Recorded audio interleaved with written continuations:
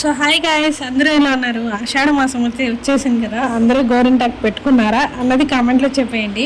So నేనైతే గోరింటాకు నాకు మా వదిన వాళ్ళు ఇచ్చారనమాట. మొన్న కలిసినప్పుడు చాలా ఆకు ఇచ్చుంటే దాన్ని నేను ఇలా మంచిగా రుబ్బి పెట్టుకున్నా.